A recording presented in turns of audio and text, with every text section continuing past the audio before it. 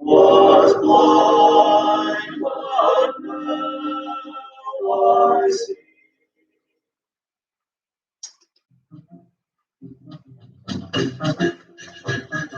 It was in 1435 that the Portuguese started trading along the Senegal. And it was in 1441 that one of the Portuguese sailors was responsible for taking 10 Negroes back to Portugal. And in 1455, the Pope authorized the Portuguese to reduce to servitude all infidel people. Now recognize what that does. That gives tacit permission for the slave status that they came to have in Western civilization. But we want to remember that before the U.S. went to Africa, Africa had a system of slavery. And there are some places in Africa today where they still have slavery. Not the chattel slavery that we came to have in the United States, but slavery. And because of that, that was what made it possible for the Africans to sell the Africans to the Europeans. Now, the Portuguese made the first contact along the Senegal. But before they went to the Senegal, there is an island off Senegal that is called Gorée Island. And it is there that they first established themselves on Gorée Island. It was not much settled, and they established themselves there and then made contact along the coastline. As the rivalry developed, the Spanish were stronger on the sea than the Portuguese, and the rivalry at first was between Spain and Portugal. In 1492, we know that the Spanish came to the Americas. Notice that that is after the Portuguese had made their contact in Africa. And as they began to sell slaves, each country was anxious to have what is called the asiento, A-S-I-E-N-T-O,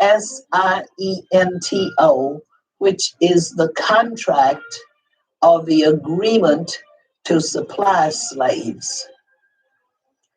And the Pope again stepped in and established in 1496 a line that has been called the line of demarcation. He agreed that in settlement and in colony planting, that the Spanish could claim colonies west of that line, and the Portuguese could claim and establish colonies east of that line. At first, in the slave trading, the Portuguese operated from Gorée Islands, and they would go from Gorée along the coast and buy slaves wherever they could. And that was a little cumbersome because they could not suddenly get enough slaves to fill a ship. So in time, what they came to do was to establish what has been called factors or factories, F-A-C-T-O-R-S, or factories along the coast for about 50 miles. And what was a factory? They built what have been called castles, very large houses. And sometimes they built them in the natural rock on the coast, and sometimes they built them of basaltic rock. But in those large buildings, they would stash the slaves until they got enough to take them back to Europe or to sell them on the American markets. Now, a slave ship would hold from 400 to maybe sometimes they might even try as much as 1,000 slaves. Those factors were, in some instances, like dungeons, very little room. And sometimes people stayed in them for months until the time came for them to be placed aboard ship and taken wherever they were going to be taken.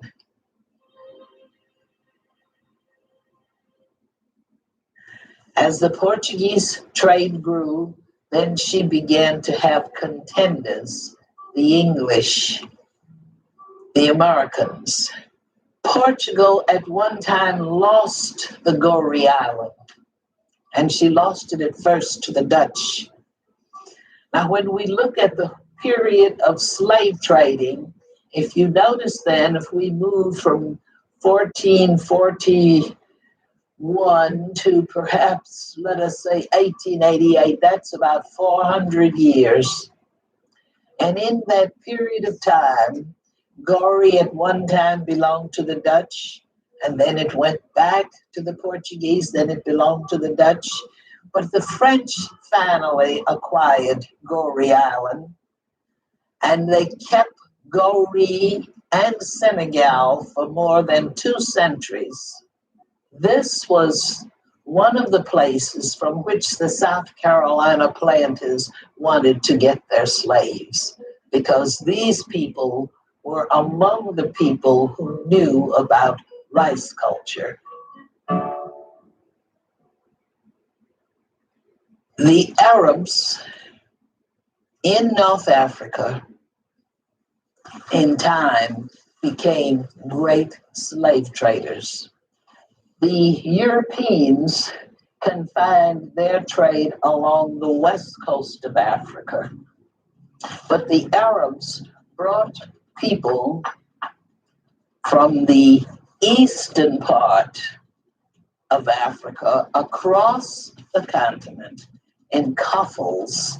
And a coffle was just a chain or a caravan of people held together by chains and marched through and over the continent until they came to the factors where they were stashed until they could be taken on some ship to the Americas. They traded in slaves for money.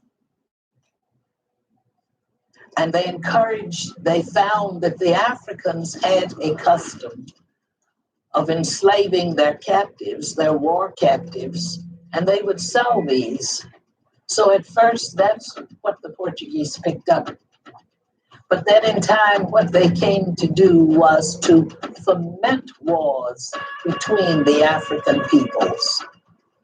Now, Africa was, I guess, what we might call a fragmented continent, fragmented in that there were many different tribes and many different languages. And they acted just like the Europeans, who had differences of language. They competed with each other and they fought against each other. And when the Europeans found that they would sell their slaves, then they sold to the Africans guns, gunpowder, fabrics. And guns were a new experience for the Africans. We see the slaves stashed in these factors. The European traders came and got them and took them to the West, either to North America or South America, or really to the North for Europe. The Europeans did not need the slaves like the Americans did. This was a new country being newly opened up, and they needed labor. And the first colonies were in the West Indies. We know that Columbus came first to the West Indies, and then from that point, they explored North and South America. We know that England's colony, that's very important to us in this course, was Barbados in the West Indies. They would take the slaves, and they tried not to put slaves from the same tribe or the same section together, because when they were able to communicate with each other, they could plan successful resistance to being enslaved.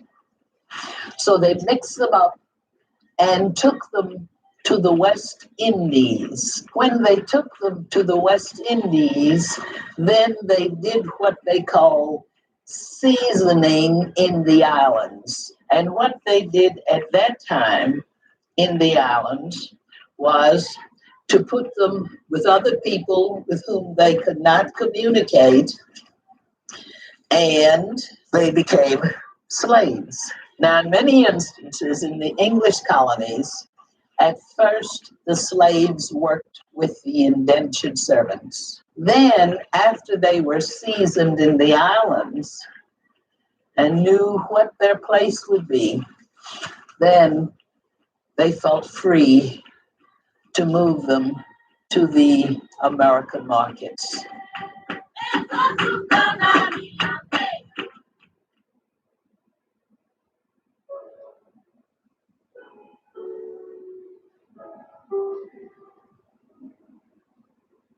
They were packed and laid out just like spoons, just like sardines. And at first, in some instances, they would take them up a certain time of day on the ship and permit them to exercise. But in many instances, the slaves resisted slavery and would try to mutiny. So they got to the place that they would just keep them down there. And they laid out and stayed there in vomit and excrement and disease and dirt and filth for the greater part of the journey. And in many instances, that took from a month to 6 weeks to go from Africa to the West Indies. They fed them twice a day, and if rations were short, once a day.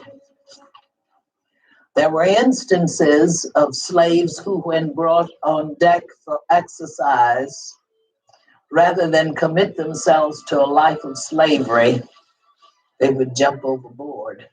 So then they chained them, and that restrained their movements. England was the first country to outlaw slavery. The Congress of Vienna, that came after the Napoleonic Wars, after the French Revolution and the Napoleonic Wars, and attempted to establish a system of order among world nations, very much as the United Nations now tries to do, approved the outlawing of slave trade. So after that time, any trading in slaves from Africa was illegal. But that came at a time when slaves were very, very important to the American economy.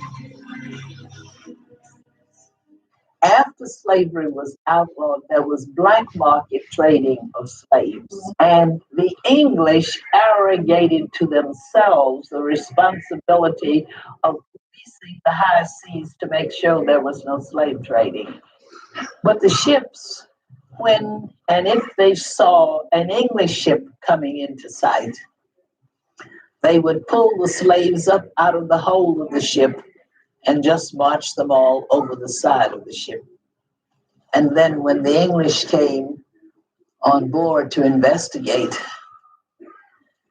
they couldn't find any slaves, but they could smell them because the ships smelled for miles and miles because of the way in which they transported the slaves.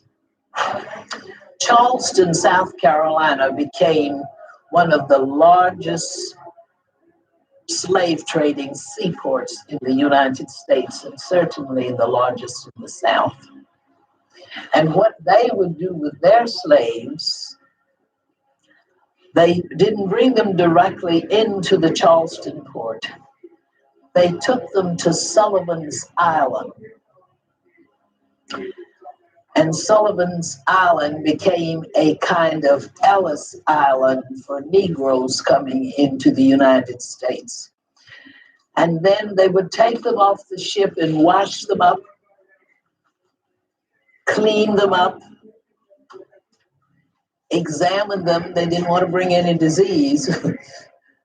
And then they would grease them so they'd be shiny and look like they were healthy, and auction them in the slave markets.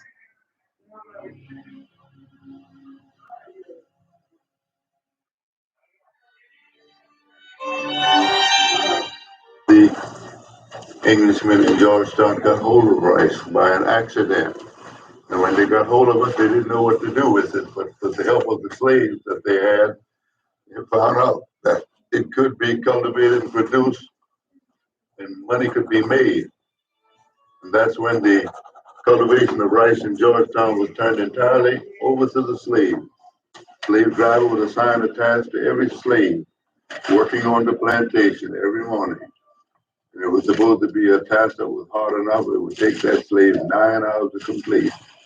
If that slave was mean enough, aggressive enough, he could finish his task less than 9 hours. The other time was given to him. Couldn't load, but he could rent his services out elsewhere. He could plant crops, raise hogs, raise chickens, and all of this went back to the master.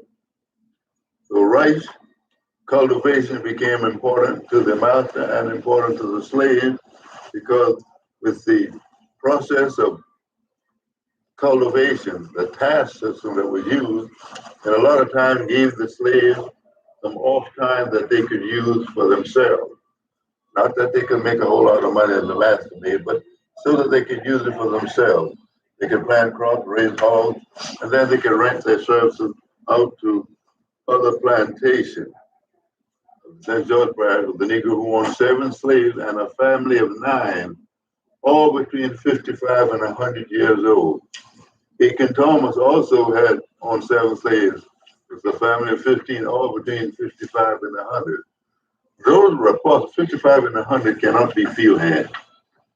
Those were probably individuals who had brought probably their relatives out of slavery. They keep them out of slavery and kept them on their own plantation.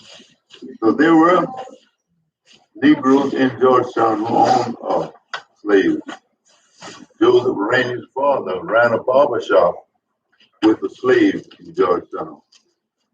And a lot of people are surprised that blacks owned slaves. Well, it wasn't illegal, it might have been immoral.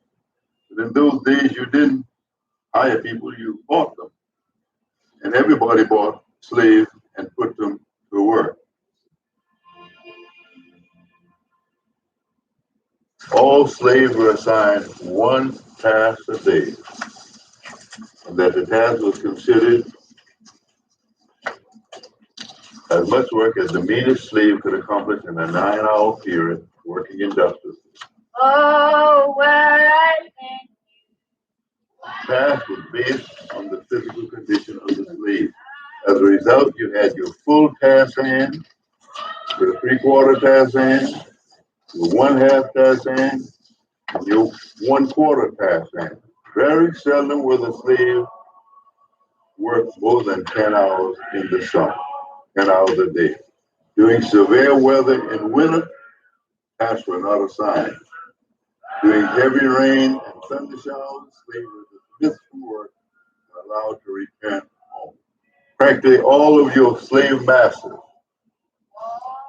had a law that slaves should not be given impossible tasks. Now, you remember I said slave master. Most of the plantations were not run by the slave master. The master, a lot of times, never saw his slave unless they were house slaves. The supervisor, the overseer, was the one, and the driver was the one who worked the slave. So the slave should not be given impossible tasks. You can take that with a grain of salt, because overseers and the driver use that same fact as a weapon, especially if they wanted to approach a female slave. They would give them an impossible task. And as a result, if they didn't complete the task, they'd be forced to have sex with the driver or with the overseer. But the masters always said, never punish a slave for not finishing a task, but never allow a task to be left unfinished. Men and women work in the rice field doing the planting, growing, and harvesting. But only men did the ditching, the embanking, and other tasks that prepared the field for rice cultivation. Pregnant women were special cases, light work, and returned to work 30 days after delivery. The slave day, up at sunrise, breakfast at 9, dinner at 3. What was the groundbreaking task? You had to break 1,200 square feet with a spade. What was the trench digging task? 3/4 of an acre with a hoe. Sower had to sow 1/2 acre a day. Harrowing, plowing, and trenching were done in March. Planting was done in April. The first flooding of the field covered 3 to 7 days. The last flooding covered 2 months, from mid-July to mid-September. And this was the period of time when the master usually left the plantation. Because if you can imagine the field being flooded with water and mosquitoes for 2 or 3 months at a time, you can imagine the odor and the danger from malaria fever. So it was during this period that most of the masters would leave their plantations.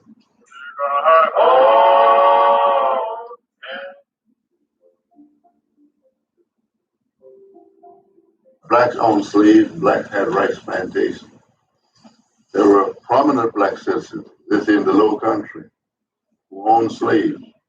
And I tell you, it wasn't illegal, immoral, but it wasn't illegal. So they owned slaves.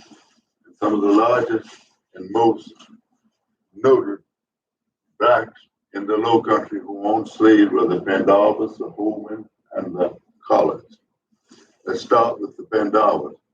The Pandavas family, the original Pandava was John Pandava, and he accumulated property over 1,000 acres, as well as a plantation.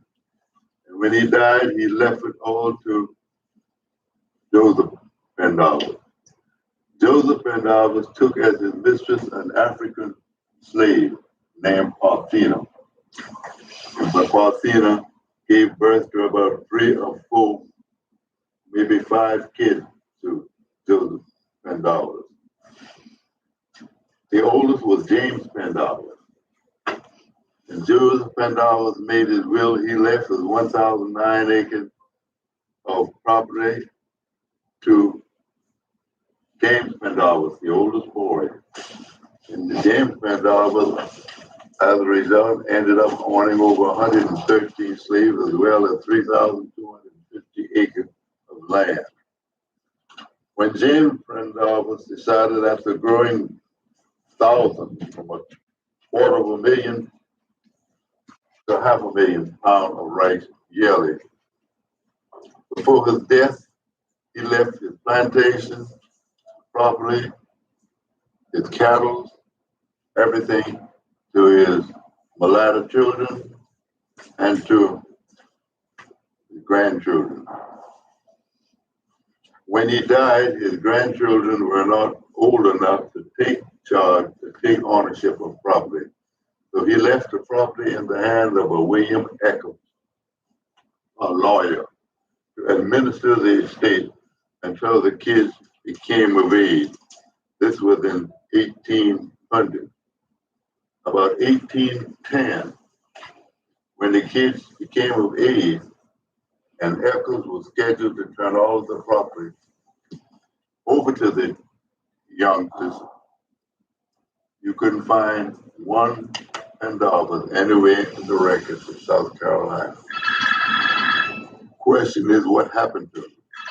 Was there any illegal thing done? Could have been. And then again, if they were mulattoes, they might have been passing. And if they were passing, they might have decided that it was economically more sound to remain white than to accept black property and be known as black. But whatever the reason was, they could not find any of the individuals who were James Randolph's heirs. The next of the black families in this area was the Holman. John Holman came to Africa from England. He came with the express purpose of becoming a slave. He wanted to become a slave. He knew there was money in it. And he took a mistress, Margaret, a black slave woman, as his mistress, and she gave birth to 2 sons and 3 daughters. He raised them as free individuals. In fact, he sent John, the oldest son, sent him to Liverpool to be educated. And while the father stayed in Africa with his slave trading business, the son was in school. And when the son finished school, came home, the father started him off in the slave trading business. And he and the father became rich and became well known as slave traders. One person, the first person I believe that assisted Oldfield when he was dealing in slavery was the prominent gentleman in South Carolina, Henry Lawrence. He was known in South Carolina as a gentleman farmer. But Henry Lawrence was one of the largest slave traders that the world has ever known. And he would provide customers for individual slaves so that they could sell them. As John Holman's wealth increased, John Holman knew that life in Africa was becoming dangerous. Not only were the indigenous people there killing slave traders, but England was distributing leaflets all over the area, indicating that slavery was illegal and shouldn't happen. And John Holman knew that in a matter of time, if the indigenous people didn't kill him and his family, that England would outlaw slavery. So he tried to get his business moved from Africa to South Carolina. Henry Lawrence was the individual who suggested to him that he come to South Carolina and inspect some of the property in South Carolina if he wanted to buy before he actually bought. And he did this. He went to South Carolina at the advice of Henry Lawrence, and they found a plantation called the Blessing Plantation along the Cooper River. And Henry Lawrence arranged for him to proceed to purchase this. He wanted to be assured that he could bring his slaves into the country. So he went to the custom house to get the right information. And they told him that it's not against the law to bring slaves into South Carolina, that he could bring his slaves in. This was then. When he went back to Africa, it wasn't like just jumping up and leaving and going to South Carolina. It might have been all right for John Holman, but his wife and the kids were African. They had ties to Africa. They had friends there. They didn't want to leave. Plus, the boys were doing a thriving business. The father kept insisting that they leave and go. And then one of his closest friends, he and his son were killed by the indigenous people, slavery, and one or two ships were attacked. And the slaves they were carrying assisted in the attack and killed all of them. And Pullman knew that it was only a matter of time and that it was best for him to get his people out of Africa. So he took his mistress, his 3 girls, and 2 boys, moved out of Africa, got aboard a ship, and 3 months later, they landed in Charleston, South Carolina.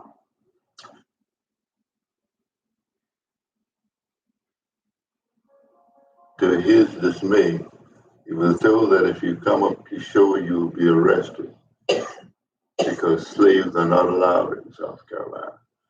The period of time it took for him to go back to Africa and make up his mind to come back, the law had been passed in South Carolina not to admit any more slaves. So here he was with a shipload of slaves and his family and everything, and he had to back away and take his ship to Georgia, where they stayed for a period of time while his friends in South Carolina went before the legislature to plead his case that he had asked for permission and was given permission to bring slaves, and didn't know that the law had been passed that slavery was outlawed, and that he was coming there, open a plantation, cultivate rice, and sell it. He would be an asset to the community, and the legislature allowed it to happen. Okay, you can bring them in. So he brought his wife, the slaves, and all into Charleston to the Blessing Plantation. Not long after he got here, he made his will, indicating that his wife was free, his daughters were free, his sons were free, and that all of his property and plantation would be left to them. He did that because when he got permission through the legislature to come into South Carolina, he got permission to bring slaves into South Carolina. He was afraid that unless he declared his family as free individuals, that his creditors, wherever they might be, might decide that his wife and their kids and his kids know were also slaves. So he, making his will, freeing them and indicating that they were free, would save them from that.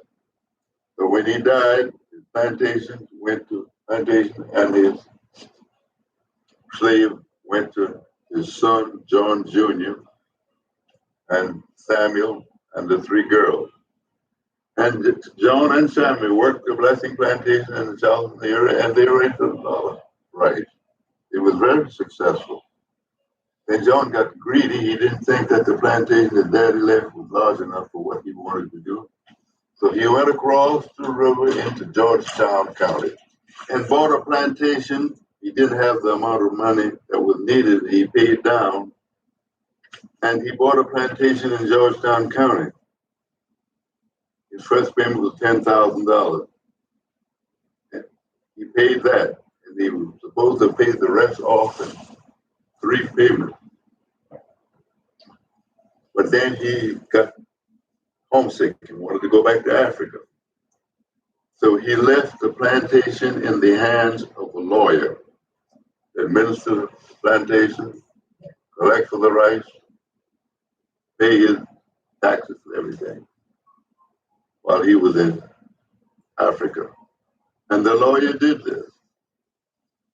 And he stayed in Africa for a while, and then he came back to South Carolina. He came back to South Carolina, but he didn't stay long before he wanted to leave again. But this time he left all of his property in the hands of his brother Samuel. And he went back to Africa. Samuel grew rice on the plantation, a lot of rice, but he neglected to pay the mortgage. Then Samuel got itchy about Africa and decided he was going to Africa. And the day that he got aboard the ship to go to Africa, the creditors took John and Samuel plantation as assets from the mortgage. Samuel's property was then declared, because it wasn't mortgaged as John was, but John's property was under mortgage and Samuel had neglected to pay off the mortgage. So Samuel was in Africa when he found out that they had claimed his property. Also, he came back to America and went before the court. And the court made Eccles give all of Samuel his property back because Samuel was not a part of the mortgage of John. So he had no reason to take Samuel's property. Eccles wasn't too interested in giving the property back. In fact, it took somewhere around 8 to 10 years before Samuel got all of his property back. And God kept on growing right. But he found out that when you were in the rice cultivation business, you live from year to year. You usually have to mortgage whatever everything is 1 year to get enough supplies to plant for the next year. And then he kept trying to acquire more property, but he had to mortgage what he had to acquire that. Sometimes he had property with 2 mortgages on it. And it got to the spot where Samuel was overloaded with mortgages. He could not keep his property. So the last time he made his trip to Africa, he was never to return because he lost all of his property.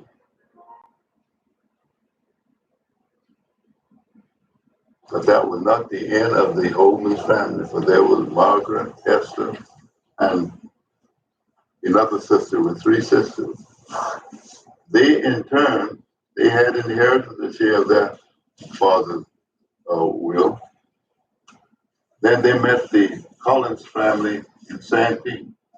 Collins were the mulatto children of one James Collins, white mulatto in the Santee section, who had maybe close to 2,000 acres in a plantation in Santee.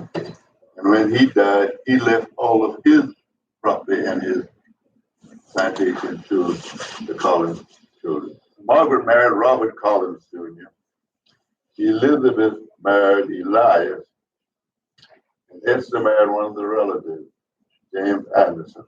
Elias and Elizabeth together on the plantation cultivated 90,000 pounds of rice in 1820.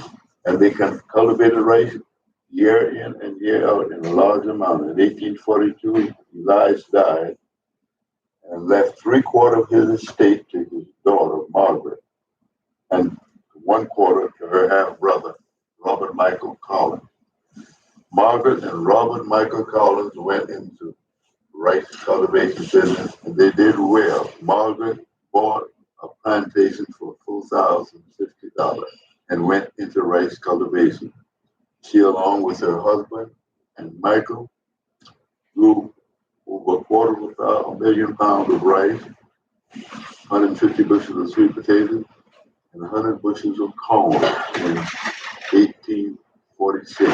In 1859, Robert Michael Collins plantation harvest was $3,591, and the profit was $1,969. So the 2 of them were doing well in the rice plantation business in South Carolina. In 1860, for some reason, Margaret got fed up with running a plantation and in and out of debt from year to year. So in 1860, she sold her slave for $25,300 and invested in stocks and bonds. I mean, that was a sensible thing to do in 1860. Robert Michael kept on his plantation all through the Civil War. He kept struggling to keep that plantation viable. And during the Civil War, the Union soldiers, wherever they came in Sherman, they destroyed plantations. They didn't ask whether they were owned by black or white. They were plantations, they destroyed them. And Robert's plantation got caught in the same. And it was during this period when Georgetown experienced about 3 successive years of hurricanes. And so the rice crops were not as well as they had been in previous years. It got to the point on Robert Michael Collins plantation where he and the slaves were on a mutual agreement. The slaves said, "You feed, clothe, and house us, we'll work free." And that's what they did on the plantation for a long period of time. Then it got so that Michael couldn't even afford that. He had to go to the Freedmen's Bureau and borrow about $49 or $50 so that he could buy supplies and things to keep the family and the slaves alive. And that $49 and some change took him 2 years or more before he could make enough money to pay it back. In this period of time, they said they weren't cultivating rice, they were growing crops, corn, potatoes, and the like, so that they at least they could eat if they didn't have anything to sell. Robert Michael kept his plantation going through the Civil War, and at the end of the Civil War, Robert Michael Collins plantation in the Santee section of Georgetown was one of the few, well, the only black rice plantation in South Carolina that regained a semblance of past glory of yesteryears after the Civil War. And the Collins family still live in the Santee area.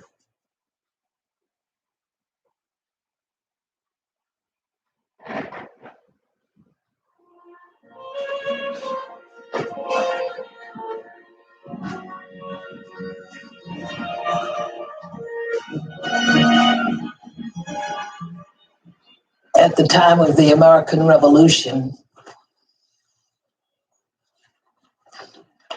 and particularly after the Revolution, when we were writing the American Constitution, there was sentiment among some of the American people that slavery should be outlawed. And then the question arose, who then would compensate the slave owners for the slaves? And of course, that's where that died, because the argument was then advanced that slavery really was unprofitable. And because it was unprofitable in time, it would just have to be done away with. But they agreed at that time that slave trading was to be outlawed in 1808. Now, not slavery, but slave trading. And in 1808, the United States did outlaw the Atlantic African slave trade. Then, where were they going to get slaves if there was a great need for slaves? Many of the plantations in states that were older than South Carolina turned to slave breeding to satisfy the domestic American market. They began to breed slaves, and the domestic slave market became more important than had been the African Atlantic slave market. And how did they do this? They would take one man and put him with several women, and they would choose people who were what they call breeders, men and women, and produce slaves to be sold on the market. So slave breeding became acceptable for a time.